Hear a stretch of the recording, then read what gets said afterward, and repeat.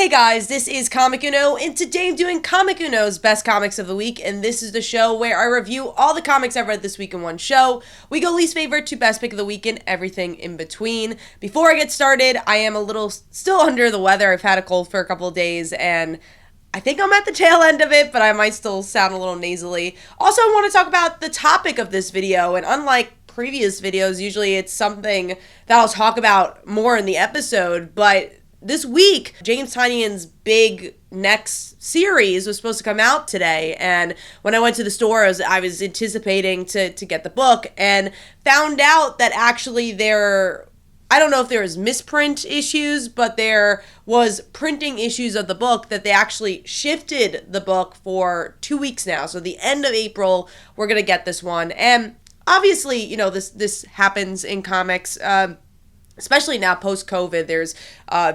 This has been happening a lot, honestly, with printing issues. I don't know the exact issue, what happened with the printing, if it was more of an internal thing with something that actually happened with the PDF, maybe there was a misprint, or if it was actually like the paper quality or the printing quality. You know, it's good that, especially in indie comics, you're able to see the lay of the land and be like, okay, I'm going to press pause on this.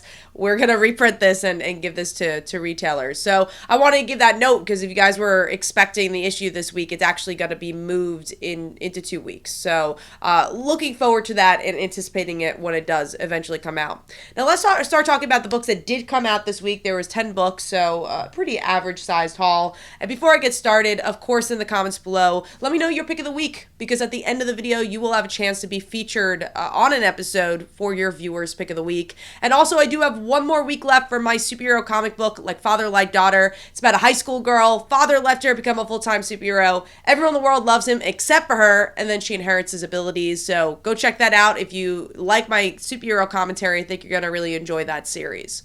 Now, jumping into the comics. Number 10 for me is Marvel Voices Spider-Verse issue 1.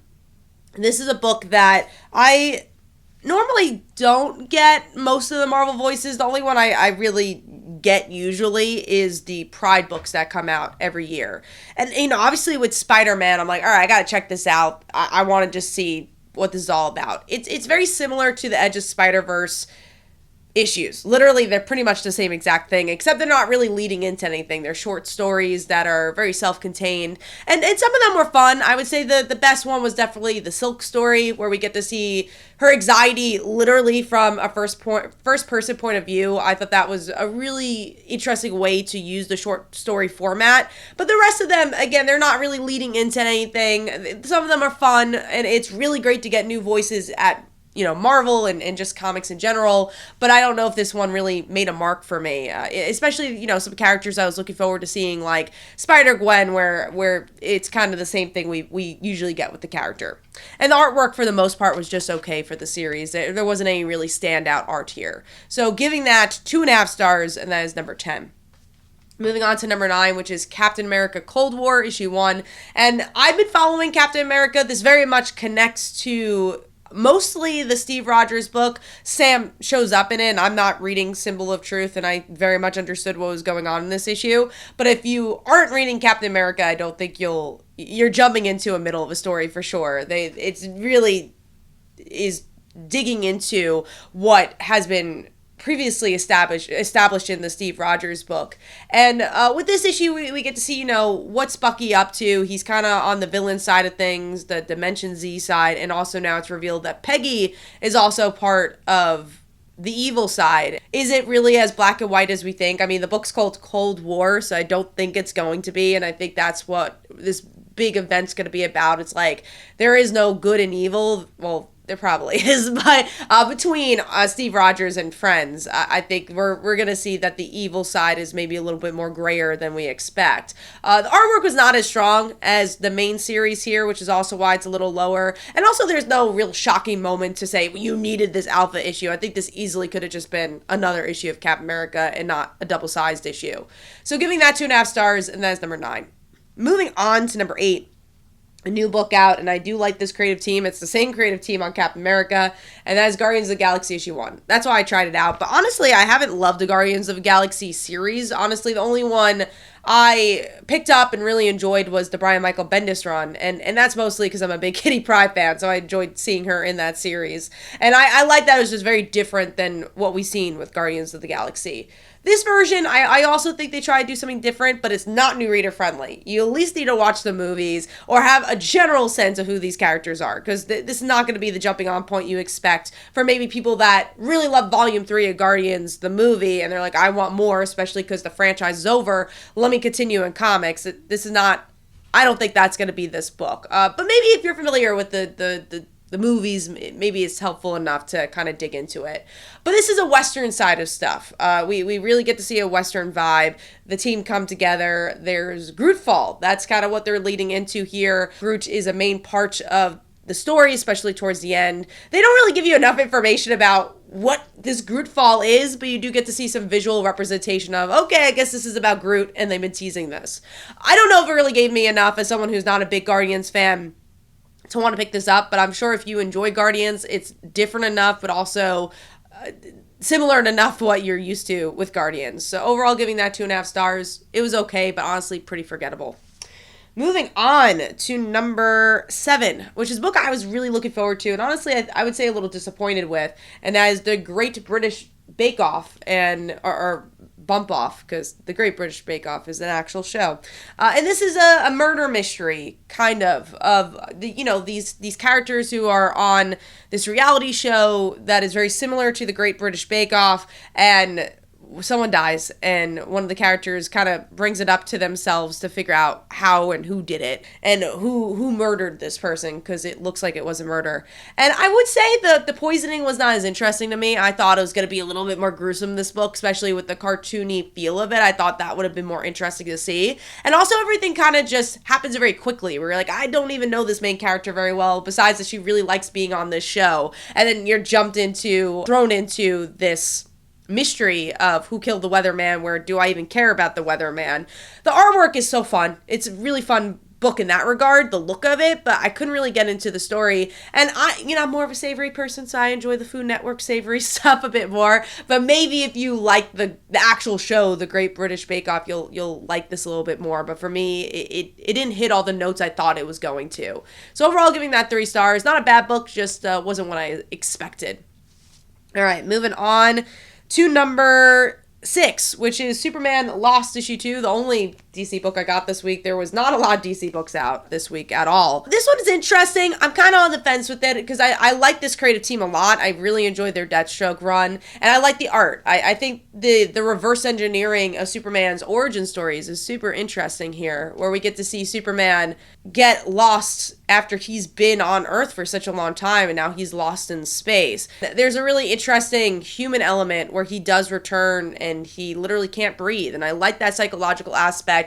We did get a lot of that in the Deathstroke run as well, but I wanted more of that. A lot of it had to do with him actually being lost and who these aliens are, and that didn't interest me as much as that opener where we get to see him just on the ground, not being able to breathe, and Lois having to deal with that. And I hope there's more of that, because right now there's this real big potential for this book to be great, and I think it's still in the mix of surface level. So giving that 3 stars, and that is number 7. Moving on. Actually, I think that might have been number 6. That was number 6. So we're moving on to number 5, which is X-23 Deadly Regenesis, issue 2. I still have a similar problem that I did with issue 1, which is, do we need an X-23 book that's kind of the lost episodes? I want to see Laura grow. I think we've seen a lot of Laura's growth, and I want to continue doing that. I hate when characters just kind of go back to who they were and kind of regress everything a writer or multiple writers have done in the case of Laura. But I think this creative team does a good job of still making it interesting. We get to see a side that I feel like we haven't seen much of from X-23, or at least it's always in exposition, but we don't actually see the full scene, and it's her killing people when she was a kid and having to deal with the consequences of the people she hurt, and how that could affect a family or affect people. And I think that this issue did a good job at that, making us feel a little bit for the characters. And yes, it's treading old water for sure, but they make it slightly more interesting. Artwork's okay. I think it does a good job of showing present Laura and young Laura and making them look different. So overall, not my favorite series on stands, but I think it's doing the best it can with the material it has. So giving that 3.5 stars, and that is number 5. Moving on to a book I've been really enjoying, and this is number 4, Bloodline, Daughter of Blade, issue 3. And I like this book a lot because it just feels new and fresh, but still dealing with a franchise of Marvel that you might know and love, but also maybe a little bit more underground, which is Blade. And it's a new character. She feels like she has her own unique voice. There's even some good humor in this issue.